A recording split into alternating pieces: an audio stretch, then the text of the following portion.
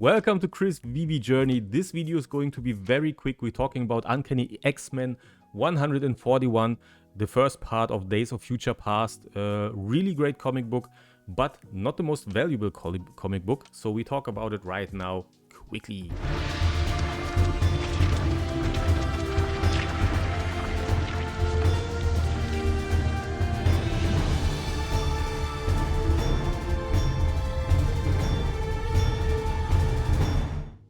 So here we see the book on the Medium article, Uncanny X-Men 141.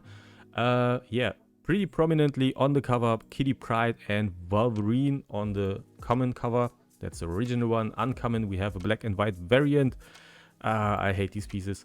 Then we have the Daniel Lopez exclusives, which I find really interesting. So this is the ink one. You can see he was working traditionally. Then this was scanned. I mean, the rubble in the foreground. It's not very detailed work as always. I find most Veve covers are a little bit lackluster. It's not like they were created as an original cover. But I mean, that's something that is also happening with variant covers pretty often. So I guess it's fine. So we also have the colored ultra rare. And we have a really cool ultra rare, secret rare, with Wolverine beating up a Sentinel. That is cool. Though, I have to say, I really have to get a rare or an ultra rare, because I really like the idea that the common is the rare just backwards. Like, this is exactly what we see on the common. It's the same pose and everything. It's like we are standing behind them, and there's the Sentinel shining the light. That is pretty cool. I mean, this is like one of the best ideas I've seen on Veve variant covers so far, so that is pretty great. Also, I do like it when I see the traditional marks on the books here. That's cool. I mean, the colored variant also looks great. Yeah, that's dope. So I will try to get a common and one of these two, the rare or ultra rare, I guess. So as you can see on the edition size and the price, it's $6.99 usual price with 20k editions. That does mean this is not a very valuable comic. It has become really transparent on Veve. If it's something special, it is super limited and most of the time even super pricey. Not always super pricey, but if it's not limited and not pricey, it's usually garbage. And I don't mean garbage, but it's not really like what you need to, what you want to invest in long term, or not even short term.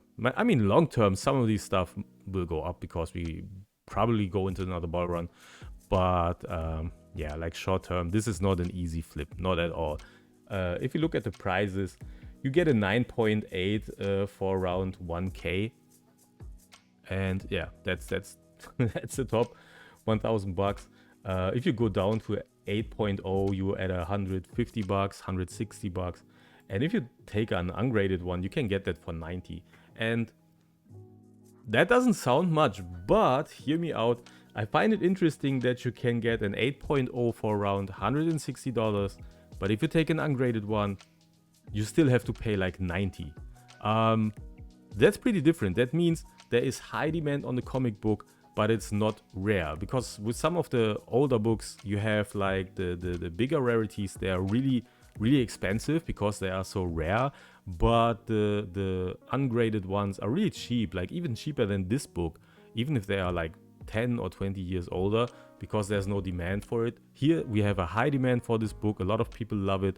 I actually own a copy of the story myself, of course, and yeah, that's pretty interesting, I guess, which makes the common also very interesting, in my opinion. I really need to have a common myself. I'm on a Veve break, more or less, and this is one of the drops I will take and go with the drop, because I want this book. I don't know. I don't know. It's the rare and the ultra rare. Let's be honest. I'll be gambling. I want to have a rare or ultra rare, so I gamble. I take the drop and hopefully get something like that. Hopefully not getting the uncommon that I wouldn't like. So the comic book itself, it came out in 1981. It was written by Chris Claremont and the artist was John Byrne, which is a dream team. Chris Claremont, I would say Chris Claremont is almost as important to the X-Men as Stan Lee. He really redefined the characters. That is really special. John Byrne one of the most acclaimed artists of his prime time. So yeah, I think that does speak for itself. That would have been super great to get an actual exclusive cover by John Byrne or whatever. Yeah, but that's it. So I think that is all of the info you need to make a good decision if you want to go for the drop or if you pass on this one. Let me know in the comments. Are you going for it? Are you don't? Of course, good luck to everyone who tries to get this drop. Let me know what you get, and like and subscribe is appreciated. See you for the next drop. Bye bye.